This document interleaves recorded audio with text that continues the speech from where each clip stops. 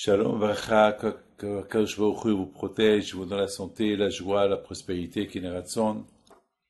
Cette semaine, nous allons consacrer toute la semaine en racontant un peu des histoires des tzadikim, combien il ne faut pas leur manquer le kavod, il ne faut pas leur manquer le respect et faire beaucoup attention à ce qui sort de notre bouche sur eux, et que il faut surtout pas être assez bête de rentrer dans les critiques des tzadikim.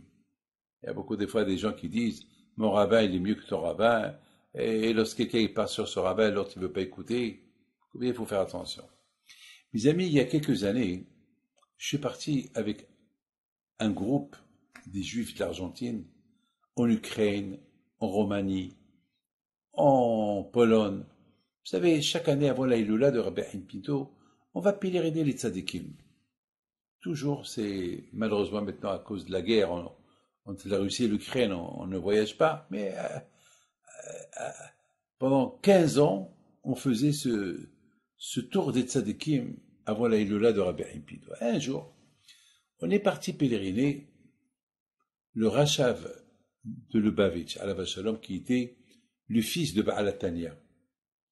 Tov, on est parti là-bas, on est arrivé vers le soir, au crépuscule. Il y avait des milliards de comment ça s'appelle, de moustiques. Plein de moustiques. Plein de moustiques. Ah, bien sûr, en Ukraine, c'est vraiment, c'est terrible là-bas à l'époque, lorsque, toujours vers le soir, vous savez, vraiment, des moustiques, des araignées, et moi je crains. Moi, que je vois le moustique, déjà, je commence à me gratter. Je commence déjà à me gratter. Je suis très allergique aux moustiques et aux araignées. Très allergique. Bon, je peux pas vous pouvez pas imaginer, lorsqu'on est rentré dans la tombe du tzaddik, il y avait là-bas plein, parce qu'on est arrivé un peu en retard et c'est l'heure que les moustiques y sortent. Et voilà, mes amis, il s'est passé que, en sortant de là-bas, j'ai vu une tombe, et sur la tombe, il y avait là-bas une photo d'un monsieur sans barbe. Quelqu'un, vous savez, là-bas en Ukraine, il y a beaucoup de cimetières, comme dans beaucoup des pays, ils mettent là-bas la photo du défunt. Et je me suis posé une question. Je me dis, mais pourquoi ce monsieur-là, il est enterré à côté d'un grand tzaddik, le fils de Baal Tanya, le Rachab de Lubavitch, un grand admour. J'ai dit, comment le tzaddik il a accepté que ce monsieur-là, il est enterré à côté de lui? Ce monsieur, il n'a pas l'air d'être religieux. Pourquoi il est enterré à côté de lui? Si tu me pensais que j'ai hein, mes amis. Bon. Après, on monte dans le bus et on va comment ça s'appelle? On va à l'hôtel, à Kiev. On arrive à Kiev. Bon, bien sûr, on a dormi quelques heures avant qu'on prenne l'avion pour aller à Paris, Kiev, Paris, Casablanca. Voilà, mes amis, je vois que mon œil a été enflé. Mon œil, ma main, je la reconnaissais plus. D'ailleurs, même les gens, ils avaient peur. Ils ont vu mon visage défiguré. Mon visage défiguré. Mes mains. Et j'avais peur. J'avais peur que c'était peut-être que j'étais piqué par un moustique qui est dangereux. Donc, à l'aéroport, à Kiev, j'ai pas trouvé de pharmacie, rien du tout. Donc, lorsqu'on est arrivé à Paris, on a été chez le pharmacien là-bas à l'aéroport. J'étais voir le médecin et tout. Bon. Mais, avant que je suis rentré chez le médecin, j'ai dit, ça, c'est pas la moustique qui m'a fait le mal. Le mal, c'est ma pensée. Parce que j'ai dit hier, pourquoi ce monsieur-là, il est enterré à côté du tzaddik? Et j'ai dit, comment ça se fait que le tzaddik, il accepte un monsieur qui n'est pas religieux à être enterré à côté de lui? Cette mauvaise pensée, il ne fallait pas que je la pense. Ça veut dire quoi? Ça veut dire quoi? Parce que ce monsieur-là, il est enterré à côté du tzaddik, c'est que le tzaddik, il ne vaut pas. Et peut-être aussi ce monsieur-là, il a fait une grande écheva. Qui es-tu toi, David Pidot, de penser ces pensées-là? Et puis j'ai demandé pardon. J'ai dit, Rabbi, excusez-moi.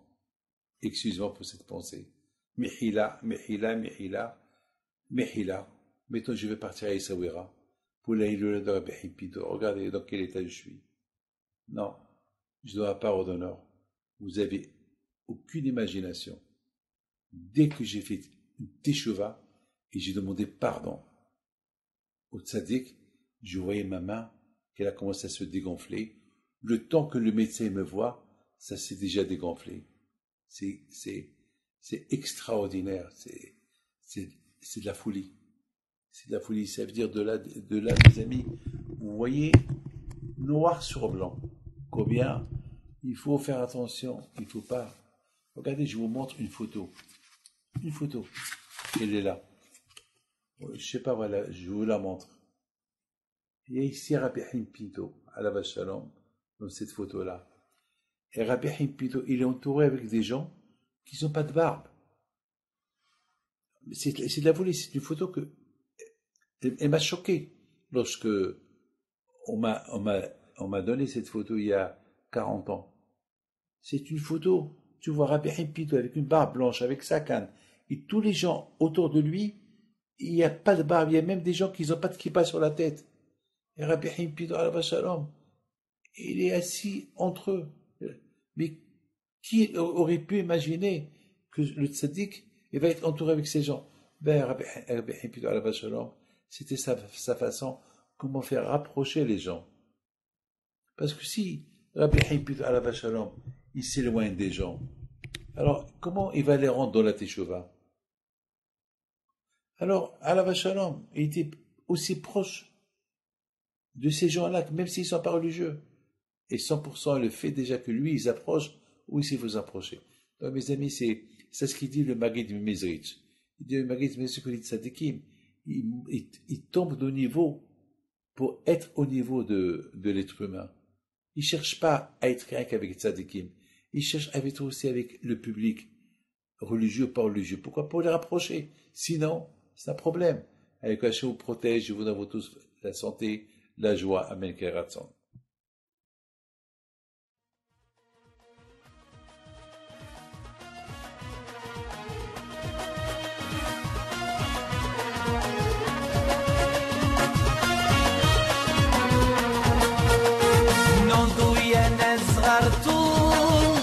على ربيع حيم بنتو وقف لنا زي خو